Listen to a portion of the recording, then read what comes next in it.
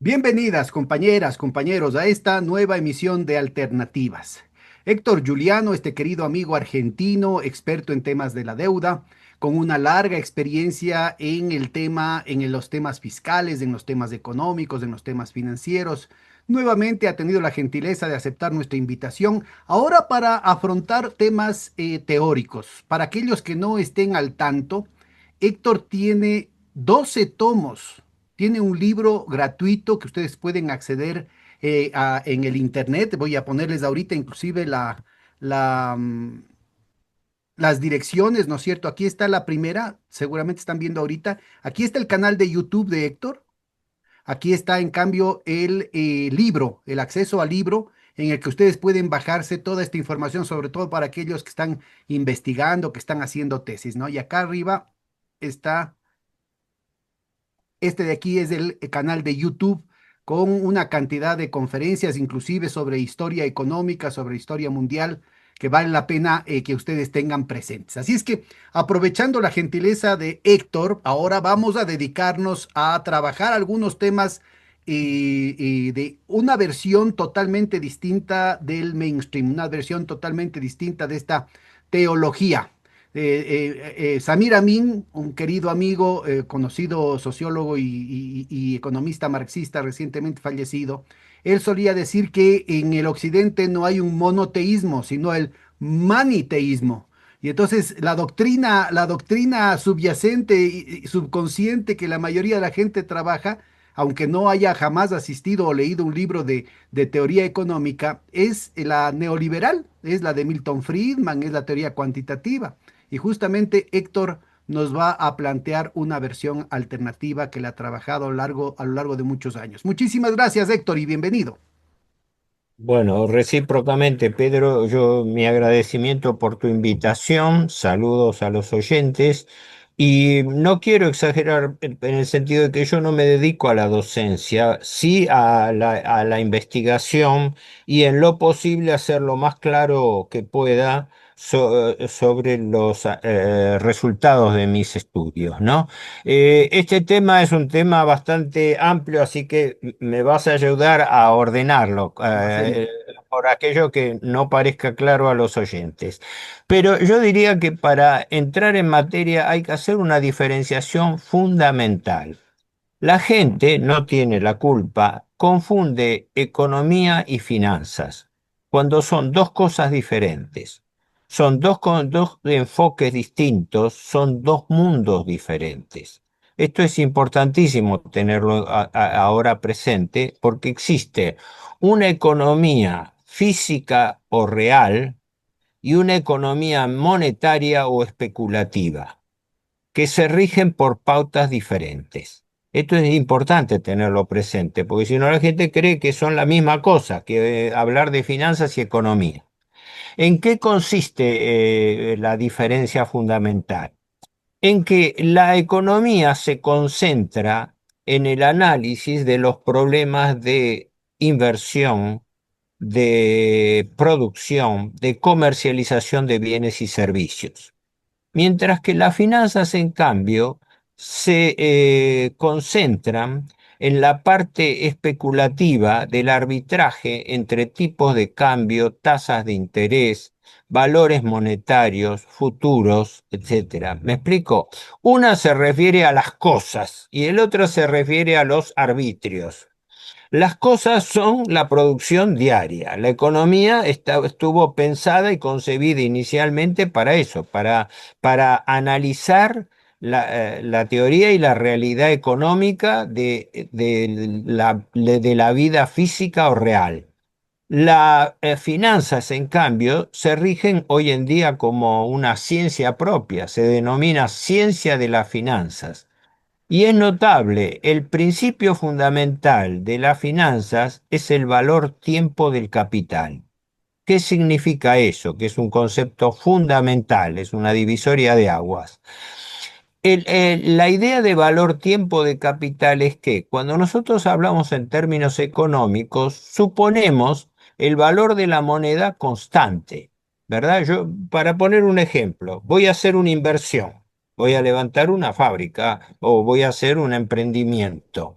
Yo hago mis cálculos de acuerdo a mi estructura de costos, ganancias, rentabilidad, a valores fijos a valores de hoy. Luego hago proyecciones, digamos, simulaciones en cuanto a cuánto va a valer ese dinero en el futuro, cuánto me va a representar. La finanza, en cambio, razona al revés. La finanza razona desde el punto de vista de pensar cómo yo voy a poder optimizar mi rentabilidad futura en relación a lo presente. ¿Qué me conviene más? Para no hacerla tan complicado. En la Argentina, donde tenemos una virtual economía bimonetaria entre peso y dólar, donde se cumple la llamada ley de Gresham. Gresham, lo digo para los oyentes, no para vos, Gresham en realidad era un agente bursátil que fue tesorero de la reina Isabel I de Inglaterra y fue uno de los fundadores del Banco de Inglaterra en 1694. A él se le atribuye una frase, pero parece que no era de él, de algún colaborador, que se simplifica en la fórmula: la moneda mala desplaza a la buena. ¿Qué quería decir con esto? Que si alguien tiene dos monedas de distinto valor, primero va a usar y se va a desprender de la que sea menos válida y luego va a utilizar la más fuerte. Quiero decir, si tenía en ese momento monedas de cobre y monedas de oro, primero iba a poner en circulación y operar con las monedas de cobre y reservar la moneda de oro. Hoy en día esta regla se cumple entre las monedas locales y las monedas fuertes, caso concreto el dólar. En la Argentina tenemos ese problema endémico, ¿no? Ustedes no, porque ahora están dolarizados, pero nosotros tenemos el problema de una economía bimonetaria. Existe el peso argentino, pero a los fines de atesoramiento, a los fines de reserva de valor, se utiliza el dólar como moneda de reserva y como moneda para los bienes durables. Si se compra Déjame, solamente pongo una nota de humor un poco anecdótica Sí, para nuestra audiencia sobre todo, ¿no? Si es que les gusta sí. la literatura, las películas, Gresham, el autor al que hacía referencia hace un momentito, Héctor, fue ministro originalmente del hermano menor de Isabel, que Ah, heredó el trono de el terrible Enrique VIII, que había cortado la cabeza a varias de sus mujeres. Así que una de las que sí, sí, sí se enamoró fue la mamá de este Edward, así es que le entregó el trono a él. Y con él subieron los sectores más calvinistas y más cercanos a los banqueros venecianos, ¿no? Y eso es lo que termina heredando. Eso después, porque muere muy joven, le hereda a su hermana María, que era católica, y ahí corta un poco la influencia de los banqueros, pero nuevamente, como ya mencionaba Héctor hace un momentito, con Isabel, nuevamente vuelve la influencia de estos sectores. ¿Por qué es interesante? ¿Cuál es la anécdota? Es que Eduardo VII es Eduardo VI en realidad, es el príncipe que aparece en la novela de Mark Twain, Príncipe y Mendigo, que pueden ustedes encontrar ¿cómo es? Hay un musical con el chiquillo este que participó en Oliver Twist con Anthony Reed.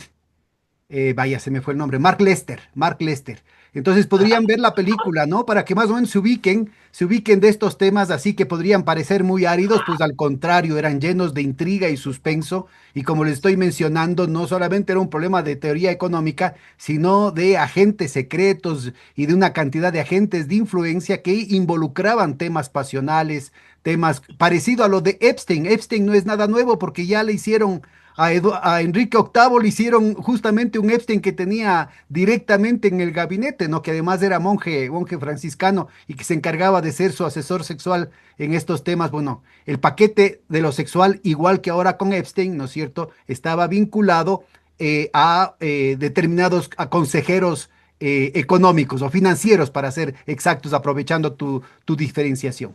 Eso nomás. Pero, interesante la parte histórico-anecdótica. Yo ahora, sin salirme mucho del tema, debiera citar un autor que recomiendo su lectura, Werner Sombart, que Ujú. fue un historiador económico, que escribió una obra voluminosa editada por Fondo de Cultura Económica en México, El apogeo del capitalismo, en 2 tomos. Él escribió eso en 1890.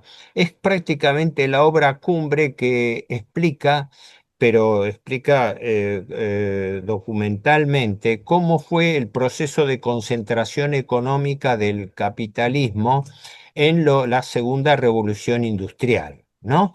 Tema que después tocaron otros autores, entre ellos el propio Lenin en el imperialismo, fase final del capitalismo, o también Benito Mussolini en su planteo de las 3 edades del capitalismo. Así que es una idea común al pensamiento socialista general, no es propiedad de un solo autor. Pero Sombar escribió en 1911 un libro muy interesante que ahora está traducido al castellano, Los judíos y la vida económica, donde enfatiza el rol determinante que tuvieron los grupos financieros judíos en el origen del capitalismo. Bueno, Él y eso le sirvió, Héctor, para ser totalmente desterrado de la academia por el último siglo, ¿no? Ah, bueno, no, claro, citar eso hoy en día puede ser considerado de cualquier manera, pero no, lo importante es esto, la tesis de Sombart se contraponía a la tesis de Max Weber, que es la predominante, que atribuye el origen del capitalismo moderno a la influencia de la ética protestante. Él tiene un famoso libro, un libro chiquito, pero que es fundamental desde el punto de vista de la enseñanza oficial, que es La ética protestante y el espíritu del capitalismo, donde atribuye que el capitalismo moderno es consecuencia de la forma de pensar filosófica y religiosa del protestantismo.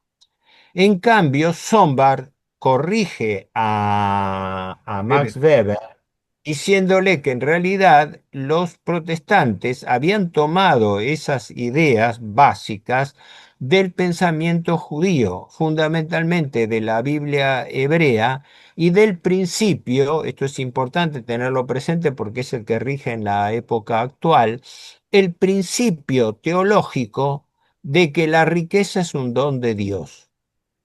La riqueza, un don de Dios, un don de Dios. Hoy en día eso se traduce directamente en todas estas corrientes evangelistas norteamericanas, muy ligadas al pensamiento neocom, del llamado neopentecostalismo, que establece lo que se llama, ellos lo denominan así, se desarrolló en la década del 40, de 1940 a 1950, teología de la prosperidad. La idea de que la riqueza es un don que Dios da al hombre. Por ende, se apartan de la tradicional interpretación cristiana de las limitaciones de la riqueza como una tentación, como un peligro, como una cosa a veces inconveniente. Perdón que me distraje en este No, tema, siempre pero vale la pena mencionar estos como referentes porque si no nos vamos perdiendo, ¿no? Con esto las coordenadas históricas, más o menos cuando se muere, a mediados del siglo XVI se muere Eduardo VI, ¿no es cierto? Ahí empieza Gresham, entonces tener ubicado ese elemento, porque sigue siendo de tremenda actualidad, ¿no? Justo ahora que mencionabas el tema del bimetalismo en Argentina y la dolarización en el Ecuador, en el periodo en el que estaban presionándole, estrangulándole a la economía ecuatoriana para obligarle a dolarizarse, justamente operaba la ley de Gresham, ¿no es cierto? Entonces, la gente corría, tenía que refugiarse cayendo en la trampa para comprar dólares, ¿no es cierto? Precisamente porque estaban destruyendo la capacidad de atesorar recursos que significaba la moneda nacional. Entonces, esta ley de Gresham, hecha hace casi 5 siglos, sigue estando en vigencia ahora, ¿no?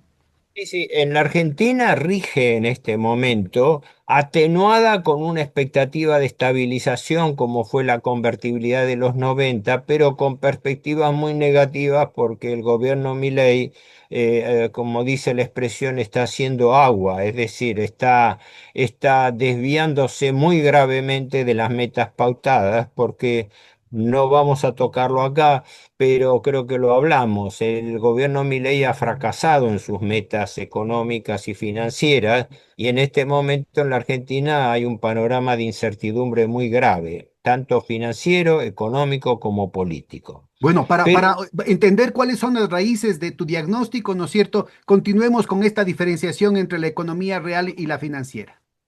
claro, no me voy a extender mucho, simplemente voy a enfatizar eso. Primero tenemos que tener presente que una cosa es la economía, otra cosa son las finanzas. O dicho más estéticamente, digamos así, entre la teoría económica y entre la economía real o física y la economía financiera.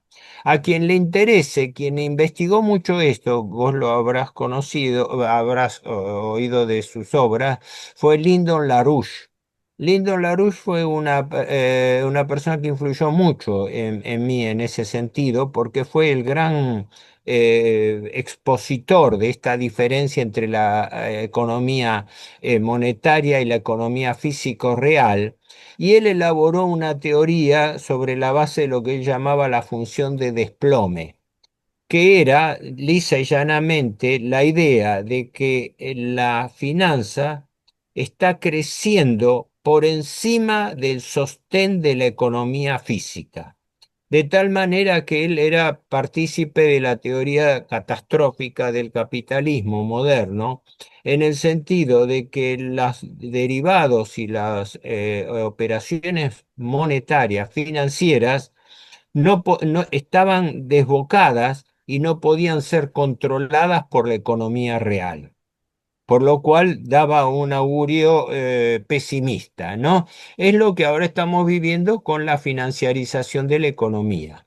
Es Ahora, decir, yo creo que es un señalamiento muy interesante, a pesar de lo controvertido que pueda ser Larouche, muy importante ubicar que es una larga tradición dentro de la constitución de la economía como un campo científico aparte. De hecho, es fundamental precisamente que desde distintas posiciones teóricas, ¿no? Por un lado, los fisiócratas, por otro lado, los economistas clásicos como Smith y Ricardo en primer lugar y obviamente Marx, hacen esta distinción, ¿no es cierto? Que en el que es importante ubicar que la ciencia tiene que ir más allá de lo aparente, más allá de lo evidente, ¿no es cierto? Profundizar en la esencia de las cosas y ahí es necesario separar lo que es esta riqueza del oro, la riqueza de la plata, la riqueza monetaria, financiera, de lo que es la economía real. Y ahí viene el tema fundamental de lo que es el trabajo de la gente y mucho más profundamente es la gestión de la energía que hace la especie humana para ponerlo en términos del siglo XXI.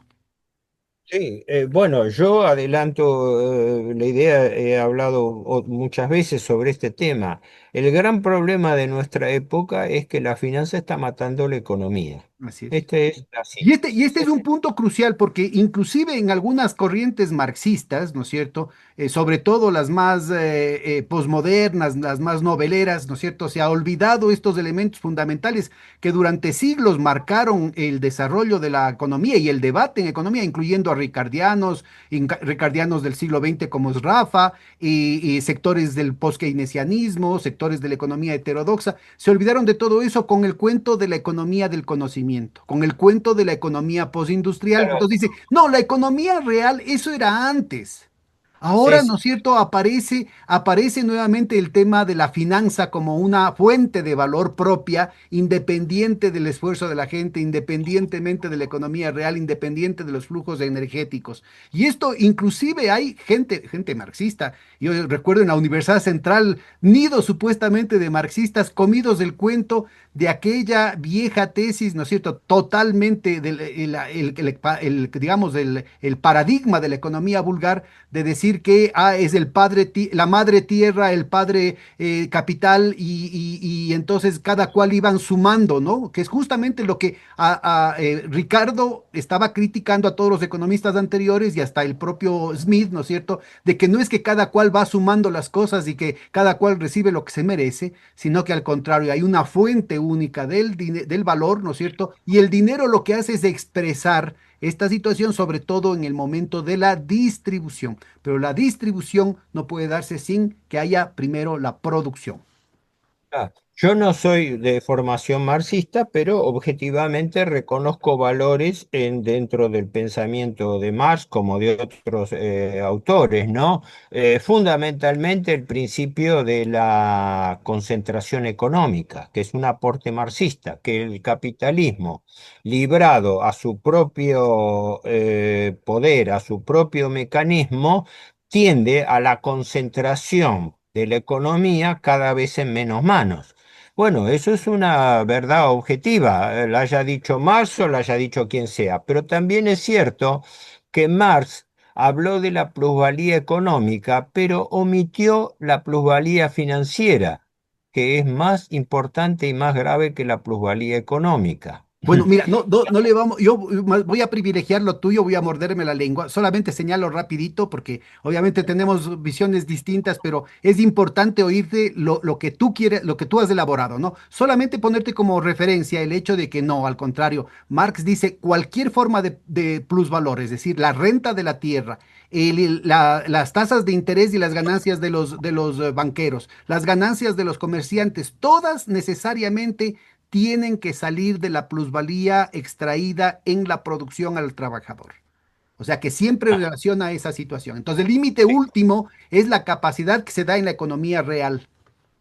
Ujú. No, está bien, está bien. Acoto una sola cosa, que Lenin es quien avanza en eso en el libro citado, ¿no? El imperialismo, fase final del capitalismo, donde retoma esta idea que era también de Sombart, de Hilferding y de otros autores que venían del socialismo, la mayoría, aunque es socialismo independiente, independiente del marxismo, donde afirmaban la idea de que la finanza estaba, el capital financiero estaba predominando sobre el capital económico, para decirlo así. Bueno, hicimos una digresión, espero que sea útil para los oyentes porque, ¿qué ocurre? Este es el nudo de la cuestión que veo hoy y cuyo epicentro después explica el problema de las deudas públicas. ¿Por qué? Porque el problema de la deuda, en definitiva, es, como hemos hablado, un problema de usura, es decir, no usura en el sentido solamente ético, sino usura entendida como la capacidad del capital libre de obtener ganancias independientemente de la producción, lo que se llama inversión financiera autónoma.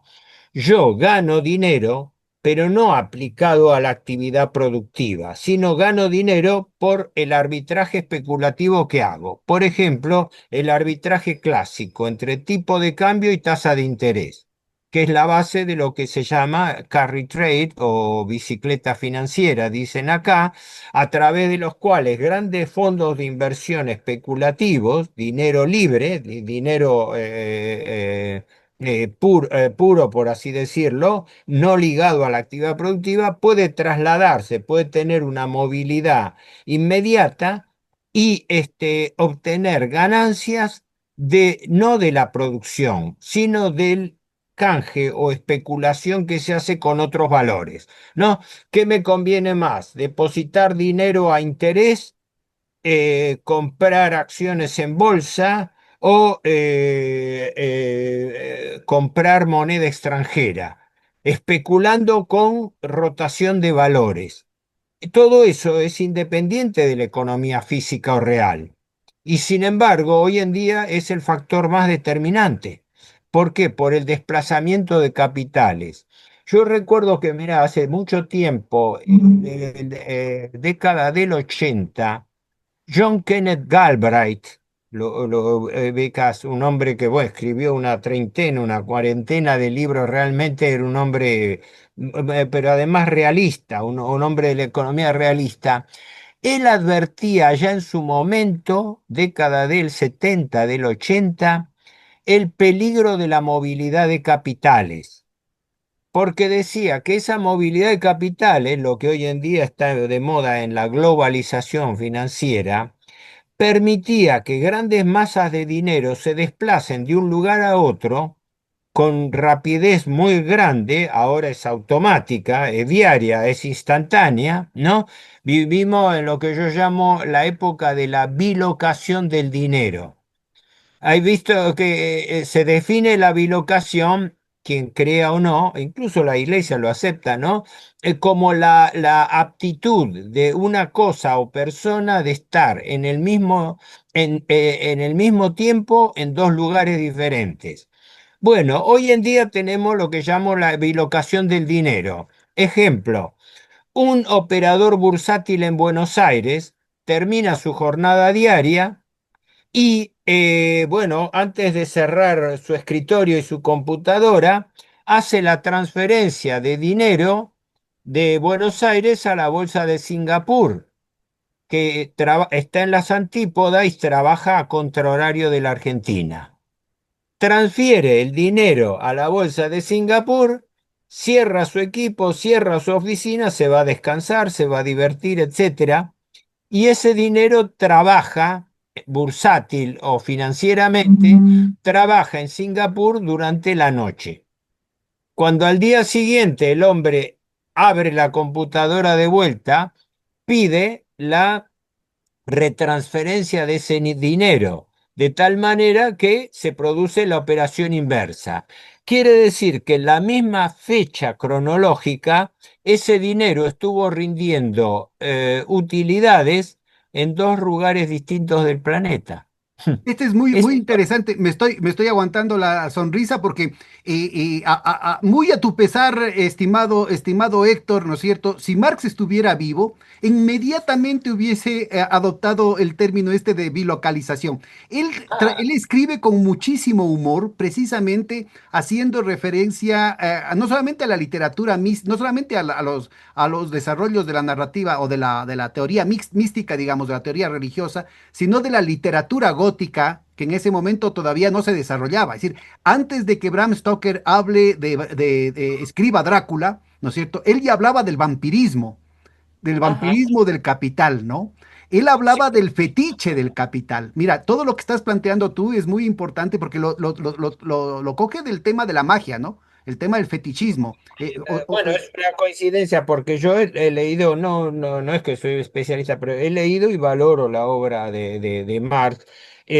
Adhiero fundamentalmente a la teoría de la concentración económica, No, que pero es, este punto que tú mencionas me parece que es muy importante por este ámbito espectral, ¿no? Este ámbito fantasmagórico que va adquiriendo el dinero. Entonces, esta imagen de que el dinero crece por sí solo, ¿no? Entonces, claro. es esta visión que justamente Marx lo caracteriza muy bien en el tema del fetiche. A él le falta otro gran término que también viene de estas consideraciones, digamos, de este ámbito más espiritual, que es el tema de los egregores, ¿no? Porque en realidad el capital opera como un egregor, ¿no? Como una emanación en la que el ser Ajá. humano, a pesar de ser un efecto de la acción, de la actividad de los hombres, ¿no es cierto? No se dan cuenta de la actividad colectiva de los hombres, no se dan cuenta que adquiere vida propia, ¿no? Y que termina volviéndose en contra de ellos. Es lo que Marx ya planteaba con el tema de la alienación. Ese es un primer puntito que quería hacerte. El segundo puntito que quería hacerte es que, bueno, yo también soy un admirador de John Kenneth Galbraith,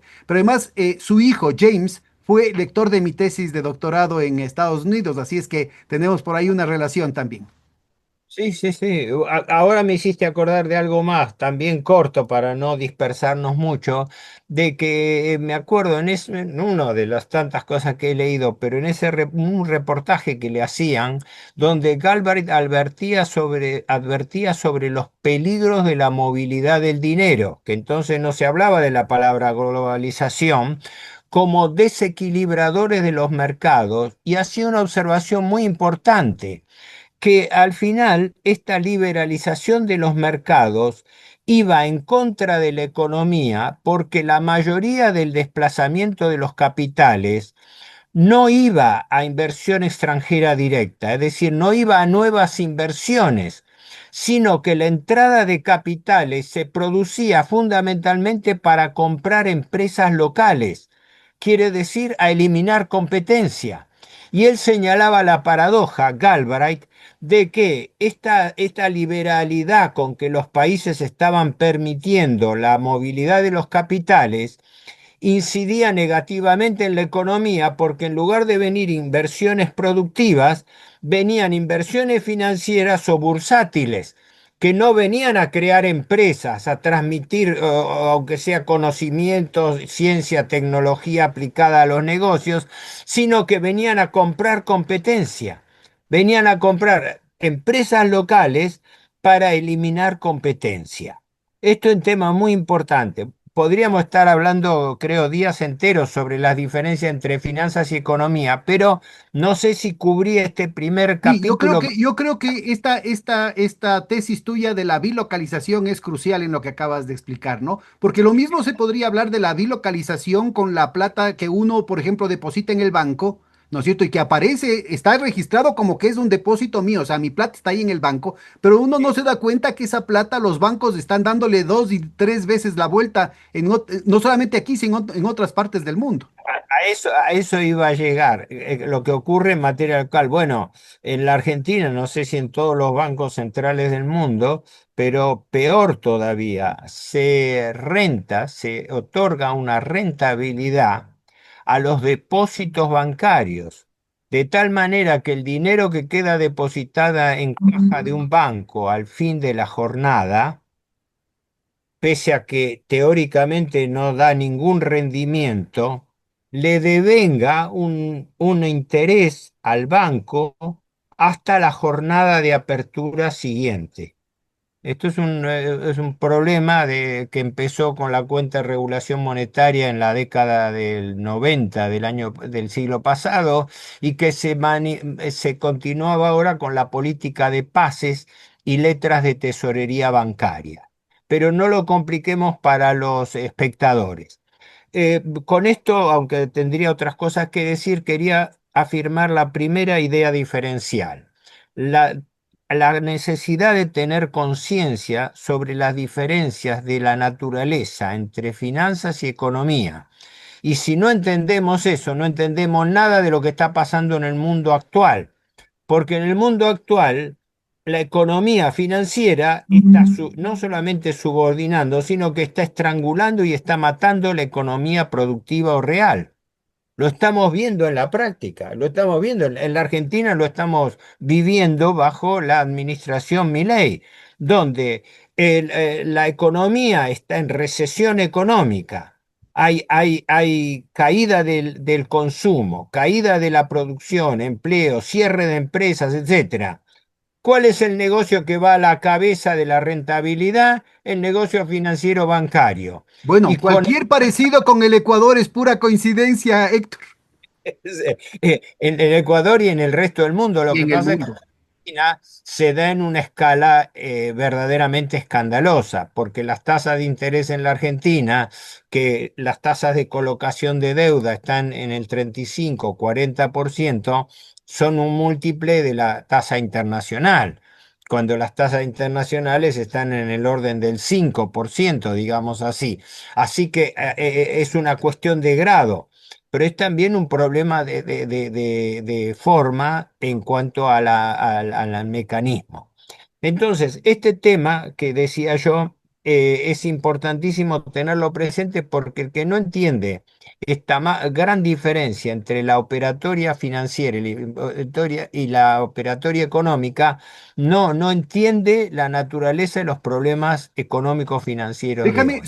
solamente subrayo una cosa, que no solamente es una diferenciación, sino que al mismo tiempo hay una relación de determinación, ¿no? Es decir, no es posible que haya una multiplicación de la economía financiera si es que no se crean posibilidades en la economía real que que respondan a esos reclamos por una riqueza futura, que son los títulos valores, que es la tasa de interés, que son los préstamos, etcétera, etcétera. No sé si ahí es el momento oportuno para que nos hables de la teoría del desplome que mencionaste hace un momentito y vincular eso con lo que está sucediendo, con esto de la bilocalización, que está sucediendo el hecho de que se venden más títulos de propiedad, por ejemplo, del oro físico, que oro realmente existente, o más títulos de propiedad del petróleo que el petróleo realmente existente, o títulos de propiedad sobre el trigo que va a cosecharse en la siguiente temporada y que tampoco hay garantías de que va a existir suficiente trigo. Entonces, yo creo que es muy importante porque detrás de esto está el gran misterio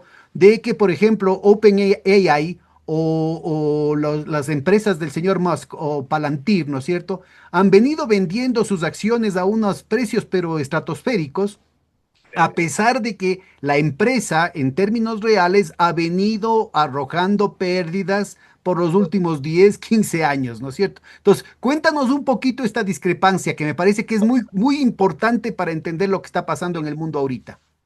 Yo lo sintetizaría diciendo lo siguiente. La teoría económica que nosotros hemos estudiado desde los colegios secundarios hasta nuestras universidades no tiene nada que ver con la realidad económica imperante. ¿Por qué? Porque en la Argentina se hacen estudios y especulaciones hasta el hartazgo con respecto a la evolución del tipo de cambio, de las tasas de interés, etcétera. Y eso parece una ridiculez, porque las decisiones en economía no se mueven por una racionalidad, se mueven por una intencionalidad. Doy siempre el ejemplo, que no sé si lo puse en alguna charla contigo, que el gobierno Macri, liberal, en el año 2018, iba como el gobierno Milei hoy, viento en popa, anunciando que lo peor había pasado, que la Argentina estaba entrando en una época de auge, de apogeo. El ministro Caputo, el mismo ministro actual, Caputo, que entonces era de Finanzas, acababa de colocar 9.000 millones de dólares en la bolsa de Nueva York de nueva deuda, ¿no? Aclaro que en lo que va de la administración Milei, 2 años, la deuda pública argentina subió 102.000 millones de dólares. 102.000. El stock de deuda actual al día de hoy es oficialmente 497.000, prácticamente 500.000 millones de dólares. Y esa cifra está malversada porque el gobierno contablemente no computa la capitalización de intereses que conllevan títulos que devengan intereses que no se pagan y que por ende, por anatocismo, es decir, por interés compuesto, se transforman en capital y devengan nuevos intereses, ¿no? El anatocismo es eso, el interés de los intereses, que es el sinónimo de la usura.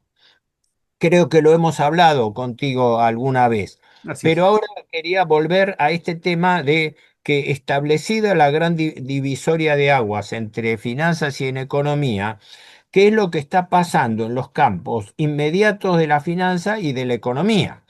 En el campo inmediato de las finanzas, política monetaria, cambiaria y bancaria. El principal problema de la política monetaria es la inflación, porque la inflación es una patología del dinero, es una enfermedad del dinero. Es decir, el dinero ha sido concebido por definición, porque el dinero, desde la época de Aristóteles, el primero que lo señaló fue el que conozca a Aristóteles con su máxima, el dinero no pare dinero. Es decir, el dinero no es un producto de la naturaleza, es una convención humana. Y la principal función del dinero es, como sabemos, el medio de pago. El Fíjate la dinero, sabiduría de Aristóteles, ¿no es cierto?, que rompe con lo que la mayoría de los analistas financieros y de la propaganda financiera y de los comentaristas financieros que te dicen, deje que su dinero trabaje por usted. Deje claro, que la plata, que el dinero solito le genere ganancias. Entonces ahí claro, viene la sabiduría de Aristóteles que dice, no, no, no, el dinero no pare dinero. No es que del dinero va a salir la ganancia. Lo que pasa es que el dinero es portador de una relación mágica, diría Marx, ¿no es cierto? Fetichizada, Pero en la que está detrás es la economía real, el trabajo de la gente. yo lo definiría así, improvisando una definición. El dinero es un instrumento artificial para movilizar la riqueza económica, para movilizarla. Una vez un investigador económico me ponía un ejemplo, hago una digresión muy breve, pero viene a cuento. Dice, si usted quiere construir una casa en la pampa húmeda, cercana en la zona bonaerense, ¿no? Dice, ¿tiene los elementos para hacerlo? Sí. Tiene tierra, tiene tosca, tiene piedra, tiene un medio ambiente adecuado, tiene mano de obra, tiene recursos, tiene material para fabricar ladrillos, tiene todo lo que usted necesita para poder construir su casa. Si esa misma casa la quisiera construir en medio del desierto de Sahara o en la Antártida, tendría obvias dificultades para hacerlo, ¿verdad? Pero en la pampa húmeda no. ¿La puede hacer? No. ¿Por qué? Ah, porque no tiene dinero para hacer. Para eso se inventó el crédito. El crédito se inventó para fabricar un instrumento movilizador de la economía productiva. Pero ahora nos encontramos con una relación inversa. El crédito tiene destinos especulativos de arbitraje. Entonces yo pienso, ¿qué me conviene más? Tomar un crédito a interés mientras yo ese dinero lo puedo aplicar. Es el esquema que llevó a las pirámides y al esquema Ponzi que desembocó en la famosa crisis del 30, que volvió a explotar en el 2008, etcétera. Es decir, se razona por arbitraje donde el dinero se moviliza para obtener ganancias por el propio negocio financiero. A Es ver, decir, cuéntanos yo un poquito, a ver, cuéntanos con algún ejemplo el tema del arbitraje, ¿no? Porque lo hemos mencionado varias veces, pero de el pronto tenemos en la audiencia a alguien que no esté muy al tanto de lo que estás mencionando con esto. Es cierto, perdón, yo estaba yendo adelante y no lo ponía. El arbitraje más simple lo tenemos acá. Yo tengo un dinero disponible, soy un individuo, una familia, una empresa. ¿Qué me conviene más? ¿Colocar a un depósito plazo fijo a una tasa de interés? ¿O me conviene, en lugar de eso, comprar acciones o títulos públicos con una expectativa de ganancia? Ahí yo estoy teniendo una decisión alternativa. Esa decisión alternativa en finanzas se llama arbitraje. Arbitraje entre distintas posibilidades de ganancia que tengo yo. Es decir, yo tengo una alternativa. Puedo poner un depósito a plazo fijo a 30 días que acá en la Argentina rinde un 22% anual, ¿no? Por ejemplo. O puedo comprar dólares con expectativa de que el dólar pueda dispararse, ¿no? O puedo comprar títulos valores en bolsa, puedo comprar acciones de empresas. En uno u otro caso, en cualquiera de los tres casos, yo estoy utilizando mi dinero, ¿m? Pero solo indirectamente ese dinero puede revertir o no en la economía real. Yo no lo sé. Yo sé que le entrego a un banco ese dinero. Y el banco se transforma en intermediario, y de eso viven los bancos, en intermediario del negocio de dinero. Porque si lo queremos definir de alguna manera, ¿qué es un banco? Un banco es un negocio que compra y vende dinero, o peor, lo alquila y a su vez subalquila, ¿verdad? Te pide dinero prestado por el cual te paga una tasa pasiva menor, más baja, y ese mismo dinero lo utilizará para prestarlo a otra persona o empresa a una tasa mayor.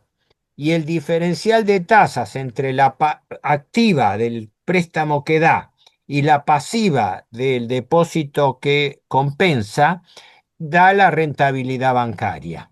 Esa es la, Este es un ejemplo, me parece muy, que nos cae al pelo para explicar lo que estabas hablando inmediatamente antes, ¿no es cierto? Es precisamente por eso, por esta visión fetichizada del dinero que pare dinero, del dinero que pare ganancias, ¿no? No, Que uno cree, ¿no es cierto? Uno cree que va a poner aquí, o puede ser en la bolsa de valores, puede ser en bitcoins, puede ser en la moneda que se inventó Milley, en la moneda que se inventó Melanie Trump, en la moneda que se inventó el hijo de Trump o el que se inventó el propio Donald Trump, ¿no es cierto? Cualquiera de esas cosas y uno no sabe qué pasa con esa plata. Puede ser que eso vaya al narcotráfico, puede ser que sea compra y venta de armas, puede ser que estén simplemente comprando y vendiendo títulos como mencionabas en las bolsas de valores de un lado y del otro.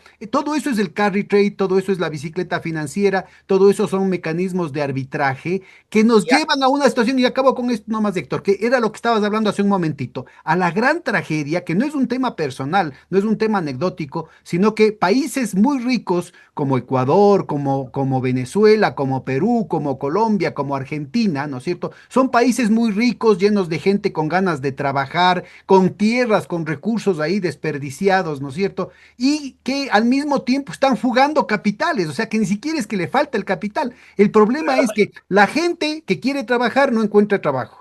Las tierras que están ahí, ¿no es cierto?, para poder producir, simplemente se las deja botadas como terrenos de engorde o para especular o para tener como ganado extensivo o para los negocios de las grandes transnacionales. Y esos capitales terminan en las Islas Vírgenes Británicas, en las islas del señor Epstein, en la City de Londres, en Nueva Jersey, en Andorra, en Albania. O ahora es que está de moda los Emiratos Árabes Unidos, ¿no es cierto? Entonces, ahí está la tragedia. Y justo por eso es tan importante lo que estabas mencionando hace un momentito, esta gran discrepancia que da lugar a la teoría del desplome que mencionaste hace un momentito. ahora me hiciste acordar. La función de desplome la formuló Lyndon LaRouche. Se puede esquematizar de una manera muy abreviada diciendo que es la discrepancia creciente, el desvío creciente entre el aumento de las operaciones financieras autónomas, ¿no? Inversiones financieras que pueden ser por especulación de paridad del interés, o sea, de tipo de cambio versus tasa de interés, movilidad de capitales, rentabilidad alternativa, es decir, operaciones financieras que se pueden definir en un instante. Yo discontinué lo que estaba comentando, pero un presidente liberal, Macri, el presidente liberal anterior, ¿no? Iba la economía perfectamente bien, pero un día, el 25 de abril del año 2018, mientras el presidente Macri se ufanaba que lo peor de la crisis que había tenido ese verano había pasado y que la economía estaba estabilizada, y el 25 de abril, perdón, del año 2018, le estalla una corrida cambiaria.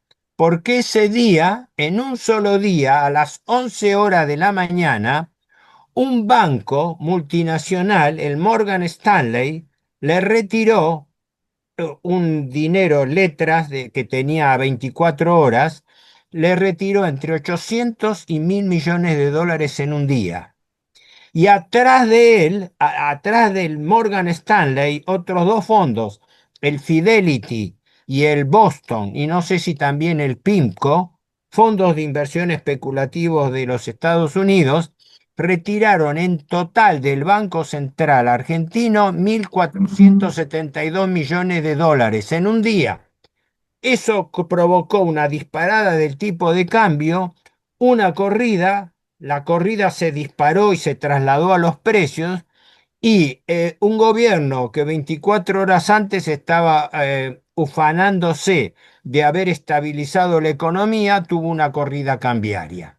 Estos son los ejemplos gráficos de Déjame, cómo déjame eh, solamente subrayo unas cosas muy importantes de lo que estabas vos mencionando, que están ahorita en la prensa, en la memoria inmediata de la gente, porque esto que aparece, que lo quieren presentar en la academia, los comentaristas económicos, financieros, por igual los ortodoxos, ¿no? Como un tema de malas políticas, un tema técnico, o mejor aún, ¿no? Los mercados financieros, como que los mercados tuviesen vida propia. Ahí está el tema del egregor, ahí está el tema del fetiche, ¿no? Los mercados solitos se mueven. Ah, es que ¿qué dirán los mercados financieros el frente a esto? mercado como una deidad, la Como famosa una, mano. exacto, el dios mamón, lo que decía Samir Amin, el moniteísmo, ¿no es cierto? Entonces, mira, muy importante porque justo ahorita se develó. Esto yo lo venía denunciando desde hace muchísimo tiempo, inclusive cuando estaba en el Banco Central y me quedaban viendo muy raro, ¿no? Decían, eso es teoría de la conspiración, es que eso es lo que estás diciendo, esto de aquí es, esto solamente los comunistas, solamente los antisemitas dicen estas cosas, ¿no? Yo creo que es muy importante ubicar esto,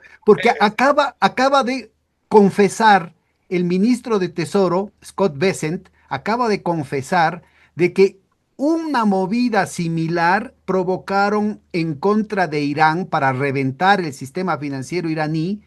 Lo provocó él personalmente manipulando los mercados financieros, no solamente dentro de Estados Unidos, sino en Europa, en Inglaterra, en otras partes del mundo, para generar un desplome del sistema financiero que estaba programado de sincronizarse con las movilizaciones populares en las que estaba metida gente de izquierda, algunos de ellos probablemente con descontentos legítimos, honestos, ¿no es cierto? Pero que a la final se ubicó que habían más de 6.000 agentes del Mossad provocando las manifestaciones en ese momento para que coincida la quiebra del sistema financiero iraní en el marco de toda una guerra económica en contra de Irán, las movilizaciones, el tema del ataque que después se desincronizó por el hecho de que se atrasaron un poquito conjuntos de Israel y de los Estados Unidos con toda una campaña internacional hablando pestes de lo que estaba pasando en Irán y toda esa situación. Entonces, démonos cuenta, ¿no es cierto?, que lo mismo le hicieron a Alfonsín, para hablar, estamos hablando de Macri, que era un hombre de derecha, Alfonsín, un hombre que era de centro izquierda, socialdemócrata, pero lo mismo le hicieron a Jacobo Arbenz en Guatemala en el 54, pero lo mismo le hicieron a Mossadegh, que era un nacionalista en Irán en el 56, pero lo mismo le hicieron en el Ecuador a Jaime Roldós, pero lo mismo le hicieron a Allende, que era un socialista en Chile. Es decir, estamos hablando de que estos son verdaderos mecanismos de guerra económica que antes se decía, le caían a uno a palos, no le publicaban obviamente nada, arruinaba su carrera profesional si mencionaba estas cosas, pero que ahora están en nuestras narices, ¿no? O sea, lo que vos estás mencionando, esta manipulación financiera, a pesar de que depende de la economía real, ¿no es cierto? A su vez, una movida clave en el sistema financiero puede arruinar la economía real. No, es que la condiciona, fundamentalmente la condiciona. Es decir, ¿por qué? Porque la economía financiera difiere de la economía real en una cuestión de tiempos. Hoy en día, en una cuestión de segundos, en una transferencia internacional, con una transferencia internacional se puede provocar una crisis en cuestión de minutos, de horas, mientras que una economía físico real cuesta meses, años desarrollarla. Entonces, este es por eso digo que si no se entiende esta diferencia fundamental, que vivimos en el siglo de la servidumbre financiera, porque esto ha establecido entonces la falta de autonomía de la economía física o real. ¿Por qué? Porque los grandes capitales controlan las empresas. Las empresas ya han perdido la tradicional, digamos, historia familiar de grandes empresas. Incluso algunas las mantienen nominalmente en forma minoritaria, pero el capital de las empresas está constituido fundamentalmente por fondos de inversión internacionales que a su vez canalizan dinero ignoto, porque así como los bancos mantienen el secreto de sus clientes, los fondos de inversión también, con BlackRock a la cabeza. Y así se mueve el mundo. Pero en fin, sobre esto podemos estar hablando días. Yo quería entrar dentro del Adelante. tengamos en lo siguiente. Dentro de la política monetaria, la clave fundamental es que es sabida la comparación, esa venía de antes de Aristóteles, entiendo que de Platón y otros más, que comparaban el flujo de dinero con el flujo de la sangre humana, es decir, que el dinero es a la economía como la sangre al cuerpo humano, ¿verdad? La sangre no tiene valor en sí mismo propio, tiene valor en función de la tarea que realiza como irrigación y transmisión dentro del cuerpo. El dinero tiene una analogía directa que ha sido señalada históricamente. Déjame Pero solamente señalo para nuestra audiencia que esta intuición, ¿no es cierto?, que luego fue corroborada cuando recién en el siglo XVIII se confirma el tema de la circulación por parte de Harvey, un inglés, pues en el caso de la economía es un médico que es de François Quesnay o Francés Quesnay, ¿no es cierto?, un médico del rey, además en Francia, precisamente porque conoce el funcionamiento de la circulación sanguínea, lo que establece toda la corriente del pensamiento que se conoce como fisiocracia. Exacto, sí, sí, sí. Bueno, por eso de una cosa uno salta a la otra, pero yo quiero señalar algo que esto es mío, por así decirlo, producto de tantas especulaciones, que hoy en día existe, la inflación es una patología del dinero, ¿verdad? El dinero se supone que tiene que tener un valor constante, si no, no cumple su función de ser unidad de medida del valor. Recordemos a la gente que por texto, por libro, el dinero cumple tres funciones básicas. Primero, unidad de medida del valor de las cosas. Segundo, medio de cambio. Y tercero, atesoramiento o reserva de valor. Dejemos de lado profundizar eso. Yo me he preguntado muchas veces si ahí no existe una contradicción de fondo de tener un mismo instrumento para que cumpla funciones diferentes. ¿Por qué?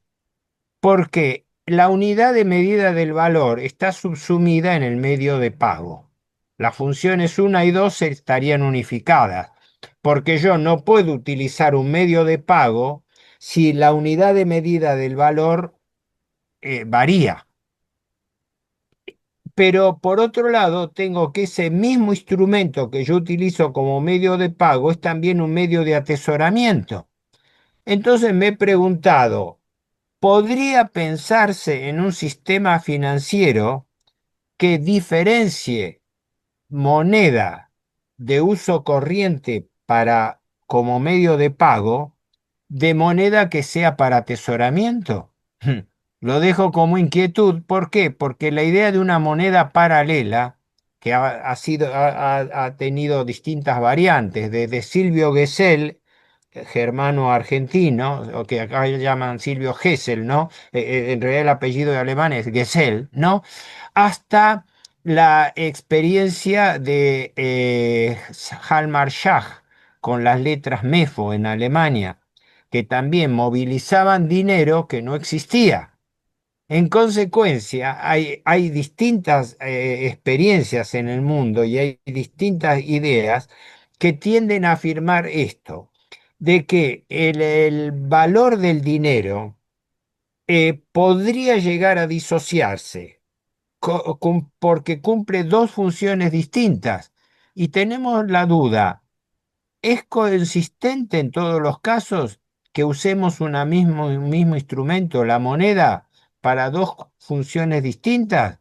Medio de pago y forma de atesoramiento. Mm. Por el momento lo dejo como interrogante. Pero vuelvo al tema del valor de la moneda y su patología, que es la inflación. La inflación, como todos sabemos, es el excedente de emisión monetaria por encima de las necesidades de la economía. Es decir, toda economía necesita un vehículo, un transmisor, necesita la sangre, así como el cuerpo humano, el dinero para movilizar esa economía. Ahora bien, cuando se emite más dinero del que la economía necesita o puede utilizar, se produce un efecto sobre los precios. Sobre este tema han especulado y han especulado muy, yo diría perversamente, los liberales, que asocian a que toda emisión monetaria es inflacionaria, cuando eso no es empíricamente cierto. ¿Cuándo hay inflación? Hay inflación cuando yo emito más dinero del que necesita la economía. Entonces, ahí viene la definición de Juliano, digamos así. Lo que verdaderamente determina la inflación de precios el efecto inflacionario de la emisión monetaria, no lo da el origen, la emisión del dinero, sino lo da el destino. Dime cuál va a ser el destino de esa moneda y yo te diré si esa moneda va a ser inflacionaria o no. ¿Por qué? Porque yo supongamos, tengo o ingreso 100.000 millones de dólares o el equivalente de 1.000 millones de dólares. No es lo mismo que eso vaya a comprar títulos públicos o vaya a la especulación bancaria o a la especulación de arbitraje entre tipos de cambio y tasa de interés, que esos mismos 1.000 millones de dólares yo los destine a levantar una fábrica que va a utilizar y aprovechar los recursos naturales del país, va a dar empleo, va a dar trabajo a la gente y va a movilizar la economía físico-productiva. Con lo cual, llevando este razonamiento, llegamos a la conclusión inexorable de que la tasa de interés es el peor factor de inflación que existe. ¿Por qué? Porque la tasa de interés obliga a tributar una parte de las ganancias sin necesariamente haber contribuido al aumento de la economía. Puede o no hacerlo, puede o no hacerlo, pero puede hacerlo en la medida que se aplique a la inversión productiva. Pero cuando es una inversión financiera autónoma, no. Es lo que está pasando en la Argentina y creo que en todo el mundo y en Iberoamérica, que se produce ingreso por endeudamiento del país.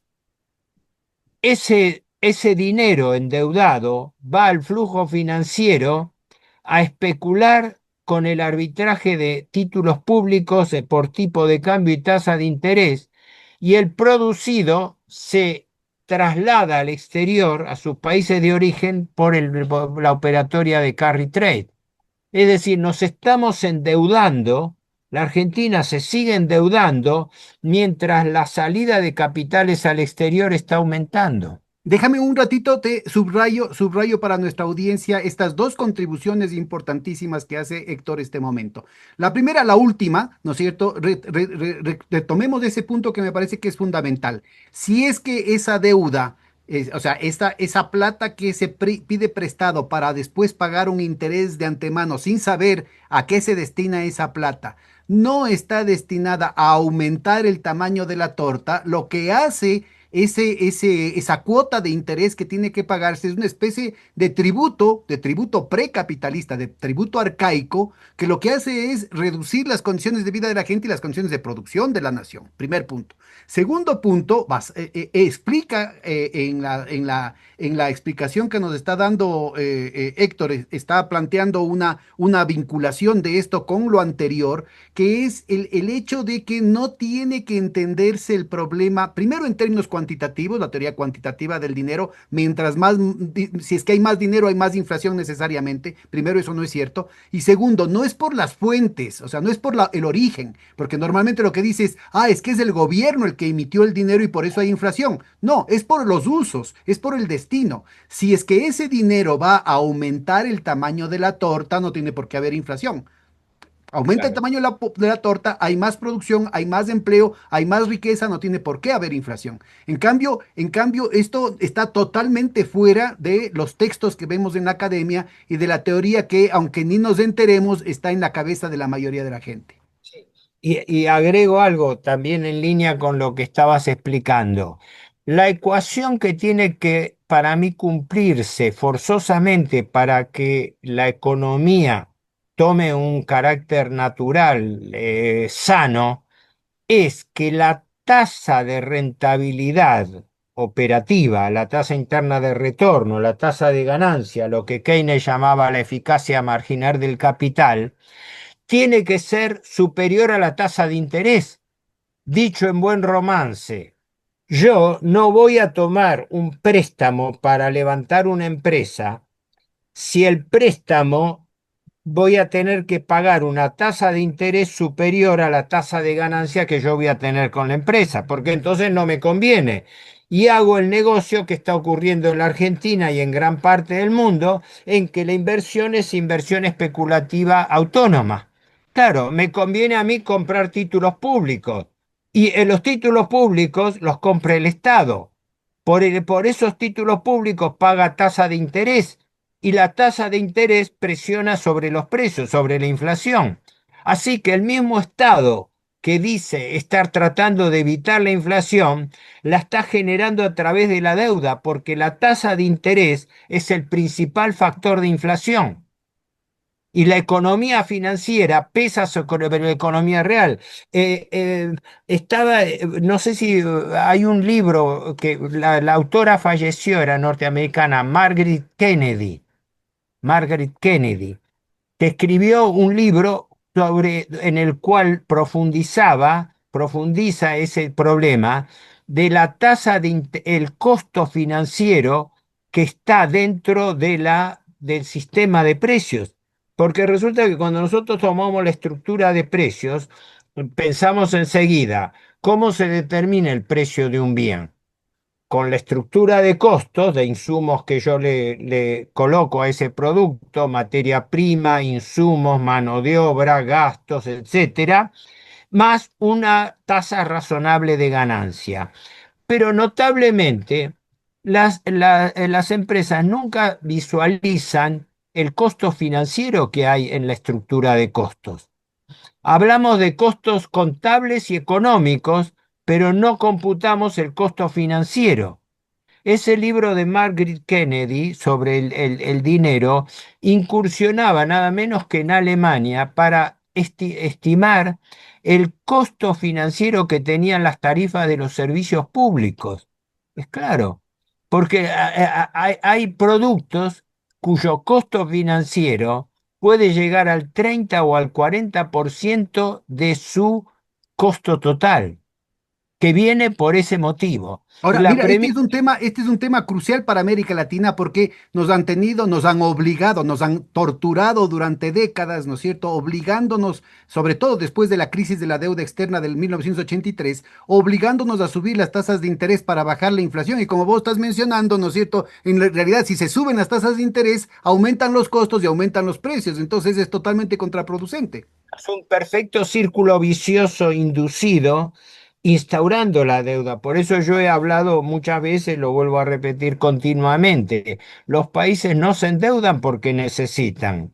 Los países se endeudan porque son obligados a tomar una cuota de servidumbre financiera, que a su vez va a pesar sobre toda la estructura de costos interna porque trabajan a través del costo financiero, que es el costo oculto, porque el costo financiero se carga a través de toda la cadena de producción. Déjame solamente menciono que para el caso de los Estados Unidos, el propio John Kenneth Galbraith, que él además fue el encargado del control de precios en los Estados Unidos, en Inglaterra, en todos los países desarrollados, durante décadas funcionó el control de precios.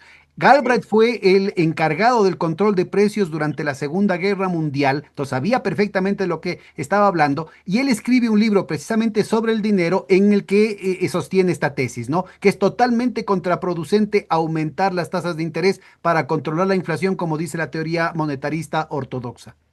Claro, es decir, hay que tener presente, la tasa de interés es el principal factor de inflación, para decirlo en términos gráficos. Perdón, y otra Por- cosa, para el caso japonés es una cuestión reciente y que además demuestra cómo a partir de estas políticas totalmente distorsionadas, a sabiendas, porque no es que no saben, los banqueros y los banqueros centrales saben perfectamente lo que provocan, ¿no es cierto? En el caso de Japón, Richard Werner, que es un economista austríaco que vivió en Japón durante esa época, él escribe esta situación y cómo se utilizó este instrumento supuestamente técnico para provocar 30 años de recesión, de depresión en Japón.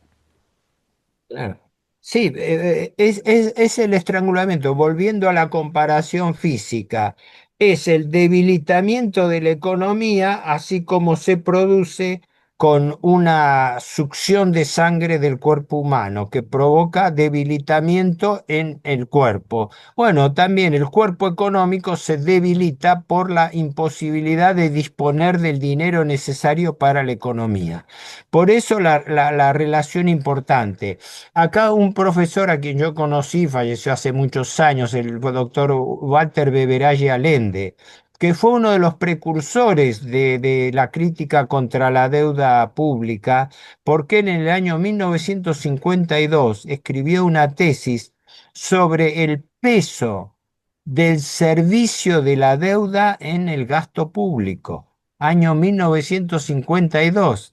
Se llama así el servicio de la deuda y el control de cambios. Es un libro que ahora ya ha desaparecido. Y después, en la década del 80, escribió otro librito muy importante sobre la teoría cualitativa de la moneda, que justamente establece este principio, a diferencia de la teoría cuantitativa de Irving, ¿no? De que es el destino y no el origen la causa de la inflación. No es que por emitir dinero se provoca inflación, es según el destino que uno le da ese dinero que se provoca. Y como el destino es un destino financiero estéril, es pagar deuda, nos estamos endeudando para pagar deuda con un múltiplo de interés. Doy un dato que para mí es demoledor. La deuda pública argentina, como te decía, datos al día de hoy que fue comunicado el stock oficial del Ministerio de Economía, declara 497.000 millones de dólares, es decir, 500.000 millones de dólares, en los cuales gente liberal como el doctor Carlos Rodríguez del SEMA, que es una universidad liberal, a quien el propio Milei propuso como presidente del Banco Central y no aceptó, siendo liberal él, ¿no? Pero es un hombre académico. Fue el primero que le censuró que el gobierno no está tomando en cuenta la capitalización de intereses. ¿Sabes cuánto es la tasa de interés promedio ponderada de la Argentina por la deuda pública? ¿Cuánto? 9,19% anual. Sobre un stock de deuda de 500.000 millones, quiere decir que a la Argentina devenga intereses por cerca de 45.000 millones de dólares por año. Y todo el plan de ajuste que está aplicando el presidente Milei es para poder pagar entre 10 y 11.000 millones.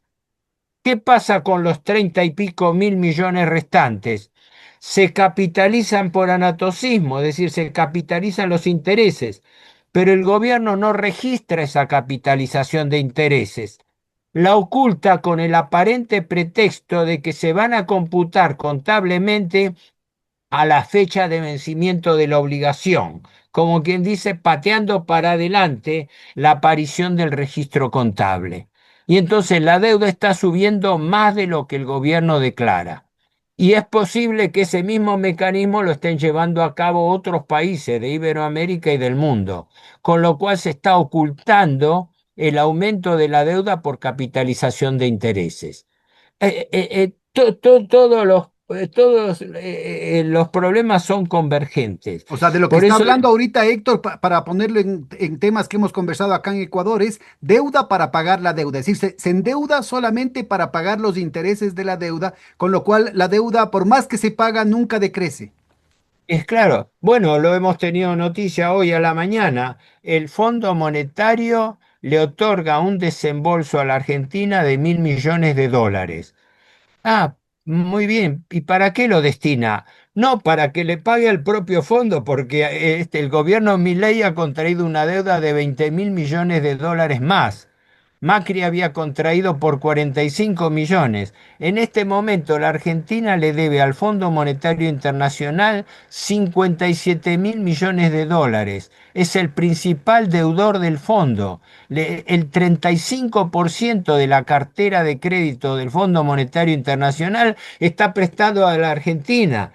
Y la Argentina es un país que no tiene ni liquidez ni solvencia fiscal para poder afrontar Bueno, ni siquiera la te cuarta completo parte el de los tema. intereses. Te completo el tema. El segundo gran deudor del Fondo Monetario Internacional es Ucrania y el tercero es el Ecuador. Ninguno de los tres van a pagar esas deudas. Así es que ya saben cuál es el futuro del fondo. Exacto. Sí, sí, sí, sí. Lo que pasa es que el negocio por eso yo repito siempre una máxima, un apotegma propio que tengo, que la lógica del usurero es prestarle a quien no puede pagar para transformar esa deuda en impagable y por ende en una deuda perpetua. que lo que verdaderamente el prestamista usurero quiere no es que el deudor le devuelva el capital de la deuda, sino que no se lo pueda devolver nunca, de tal manera que el acreedor vive permanentemente de la servidumbre del deudor. Eso es bíblico, ¿no? La expresión bíblica de que el deudor es siervo del acreedor. Bueno, esa vieja enseñanza atávica rige hoy en día. Y por Yo eso, no mira, vamos a los poder. países, déjame solamente menciono esto, ¿no? Por eso es que en la Biblia está prohibido el cobro de las tasas de interés, o sea, está prohibida la usura. En el Deuteronomio, ¿no? Sí, Ni sí. siquiera en términos de en los tiempos de Jesús, sino en de los primeros libros Yo, del Antiguo Testamento, lo cual quiere decir que los judíos no deberían cobrar intereses, los islamistas no deberían cobrar intereses y los cristianos tampoco. bueno, pero ese ejemplo es un ejemplo ambivalente, porque efectivamente el Antiguo Testamento deja bien en claro, no prestarás con usura a tu hermano, pero sí se lo prestarás al extranjero, con lo que quiere decir que los antiguos judíos eran perfectamente conscientes de la trampa del interés perpetuo. Por eso dice textualmente la Biblia, dice, prestarás con usura al extranjero, pero no a tu hermano. ¿Por qué? Porque la perversidad del préstamo a interés estaba sabida desde la antigüedad hasta el presente.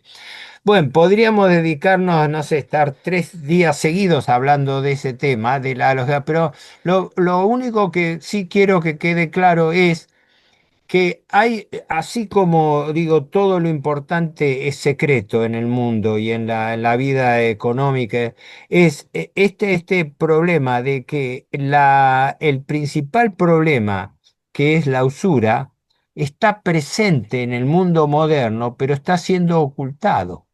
Está siendo ocultado. O sea, vivimos en un mundo regido por la usura, pero está ocultado a la opinión pública. De eso no se habla, como de la deuda. De la deuda ya se asume como parte de una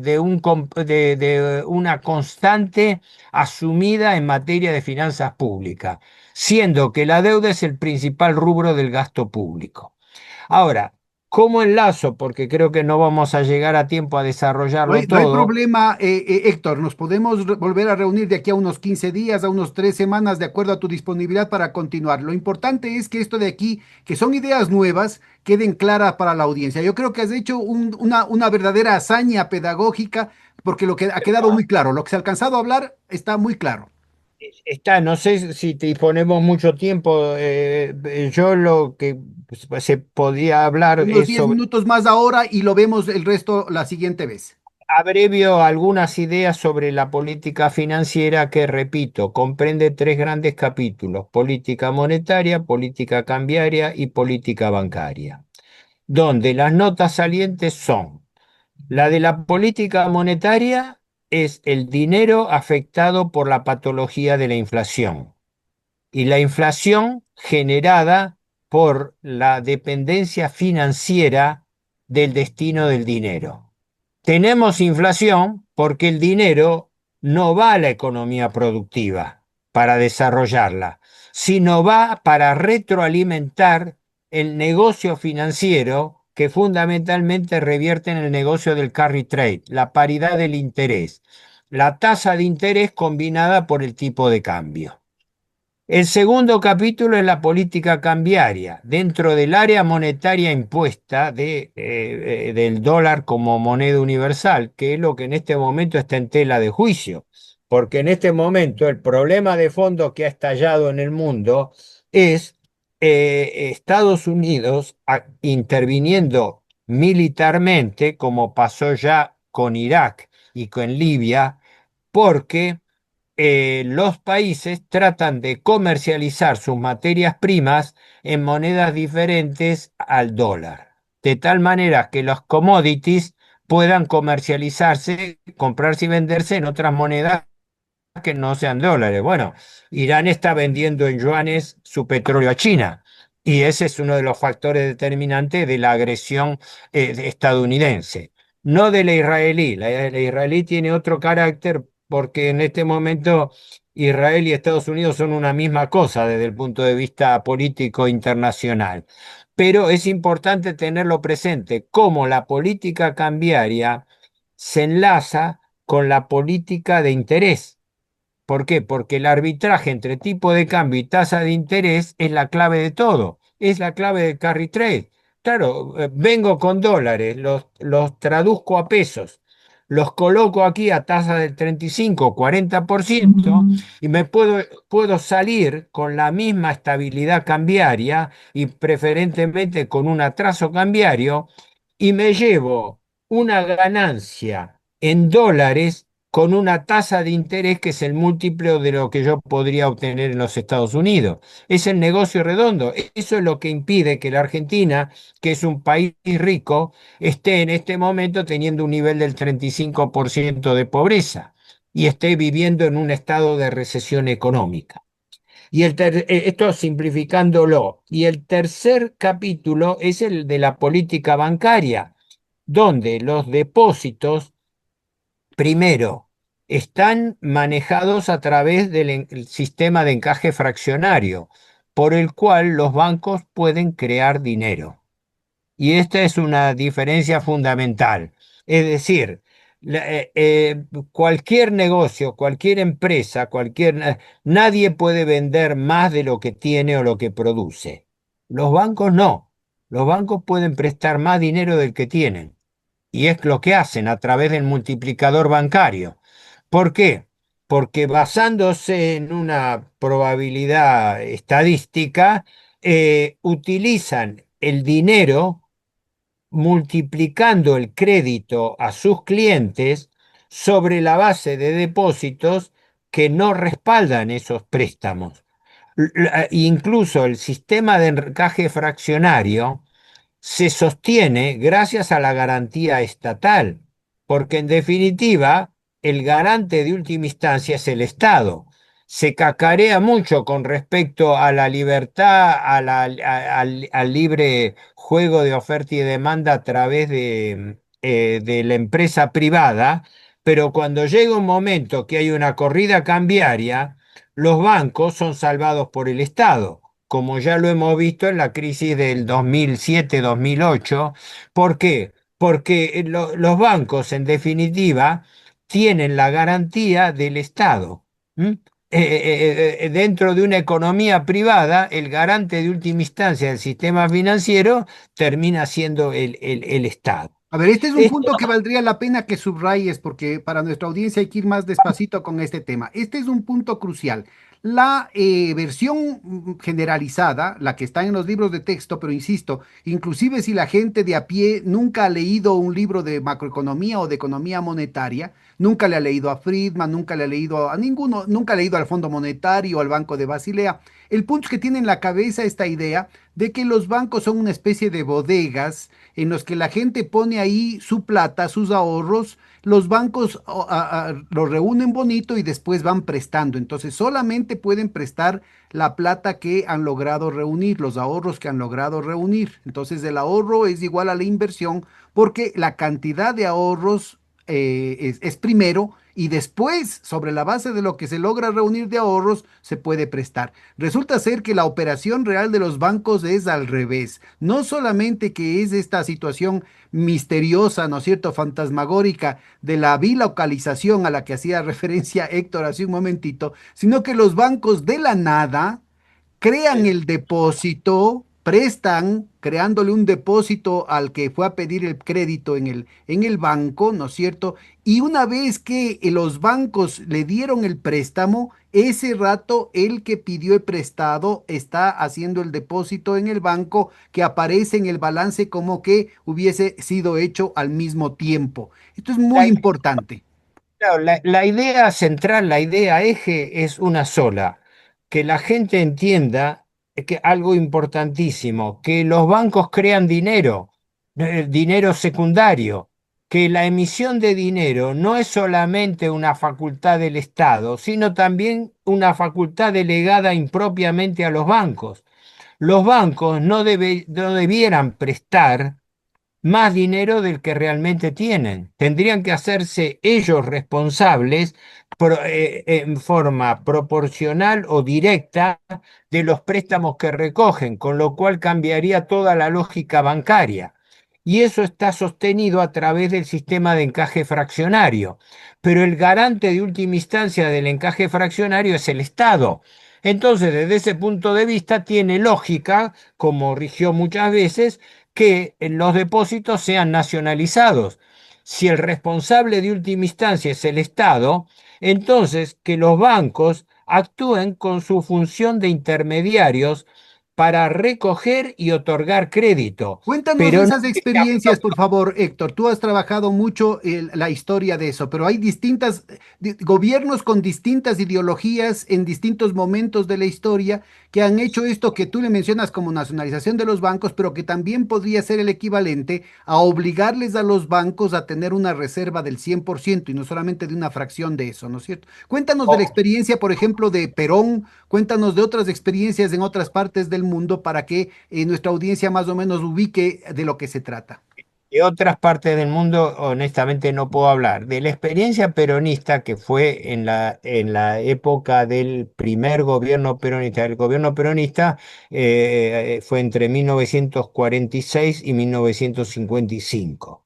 Durante esa época se nacionalizaron los depósitos bancarios, de tal manera que no se suprimieron los bancos privados, pero se le dio lo que a mi juicio es lo que corresponde.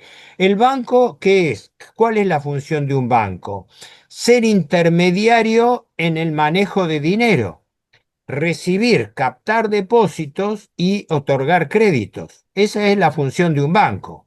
Ahora, el banco no tiene por qué apropiarse de ese dinero para con ese dinero hacer negocios propios. ¿Me explico? Es trabajar con el dinero ajeno. Yo, por un lado, tengo depósitos y por otro, por los cuales le pago una tasa pasiva al depositante y por otro utilizo ese mismo dinero para dar créditos. Pero ocurre que hay una trampa, por así decirlo, trampa indirecta, ¿no? Yo presto mucho más dinero del que recibo como depósito por el multiplicador bancario. ¿Por qué? Porque no toda la gente retira el dinero al mismo tiempo y entonces el banco, dejando un encaje fraccionario mínimo de seguridad que está depositado en el Banco Central, puede otorgar más préstamos de lo que realmente tiene como dinero para prestar. Entonces, desde ese punto de vista, el depositante está corriendo un riesgo, el riesgo de que el banco, como ha habido numerosísimos casos en la Argentina, los bancos hicieron sus propios negocios con el dinero de los clientes y obtuvieron su renta. No es que colocaron el dinero de los clientes como intermediarios, se apropiaron del dinero, alquilaron el dinero pagando interés, hicieron negocios con ese dinero, fundamentalmente prestándole al Estado, porque el Estado es el gran sostenedor del negocio bancario. Las principales inversiones financieras bancarias son prestarle al Estado, por lo cual la deuda pública se transformó en un mecanismo de subsidio institucional del Estado al negocio financiero bancario. ¿Me explico? Claro, Porque porque, a entonces, ver, para nuestra audiencia, a ver, en este punto que está graficando Héctor, lo que está diciendo es que las tasas de depósitos, ¿no es cierto?, pueden estar en el 1%, en el 2%, en el mejor de los casos, cuando hay veces que no pagan cero de interés, ¿no es cierto?, en las tasas pasivas que le paga el banco al ahorrista. Y con esa plata coge el banco y le presta al Estado al 9, al 10%, como estábamos mencionando hace un momentito. Esa ahora, diferencia de 8, de 7, 8 puntos, ¿no es cierto?, se lo mete el banco al bolsillo. Ese es un primer punto. Un segundo punto que quería yo sí, llamarte la atención es, Héctor, es el hecho de que, bueno, eso por último, la plata se quedaba dentro del país. El problema es que ahora los bancos ya no solamente tienen esa opción, sino que con la desregulación financiera fugan capitales. Entonces, esa plata se va a, qué sé yo, a las Islas Vírgenes Británicas, a las Bermudas, a las Seychelles, a donde sea, ¿no es cierto? Y el rato de los ratos, como es ya no una, hay plata en el banco, hay el corralito. Exacto. Es una fuga legal porque la salida de capitales se permite.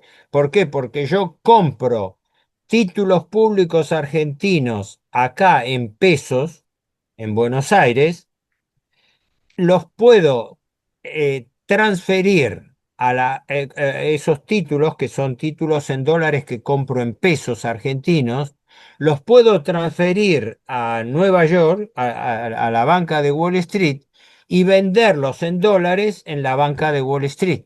¿Me explico?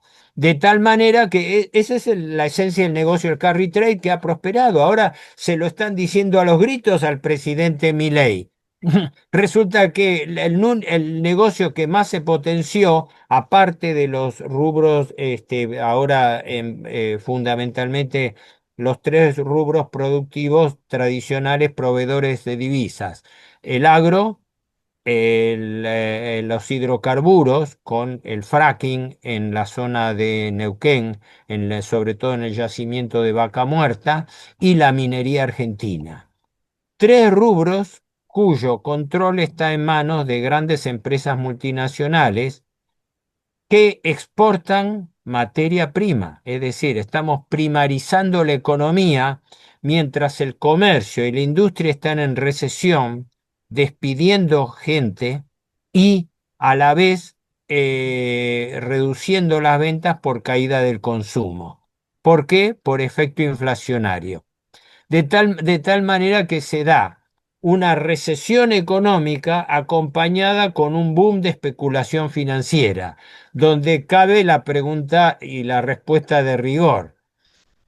¿Qué relación existe entre la recesión en la economía física y real y el apogeo del negocio financiero? ¿Qué te Es una parece si relación causal. este punto lo recapitulamos y lo profundizamos en la próxima ocasión? Hemos más o menos completado una Y hora y sí, media, este ¿no es tema cierto? Y no nos vamos a apurar en absoluto. Yo creo que ha es. sido una conversación muy interesante y muy fructífera, sobre todo para nuestra audiencia. ¿Qué te parece? Espero haber sido claro dentro Sí. de la complejidad del tema, espero haber sido claro y prestado un servicio útil. Sí, lo podemos continuar con todo gusto, ajustamos la fecha exacta para calzar el día adecuado, pero sí estoy de acuerdo de que falta mucho por decir, porque no nos olvidemos que hoy ni siquiera cubrimos la parte de política financiera. Nos falta entrar al nudo de la cuestión. ¿Cuál es la política económica que debe corresponderse con esta política financiera, que es la otra cara de la moneda? Porque si no Claro. tenemos una economía financiera autónoma que no responde al desarrollo de la economía real. De acuerdo, de acuerdo. Espero tu comunicación, nos mantenemos en contacto y ajustamos una nueva entrevista. Espero haber sido útil y claro, ¿no? Yo creo que salió muy claro. Y déjame me Digamos, corrijo, porque creo que ha sido particularmente útil para la parte de nuestra audiencia que son economistas.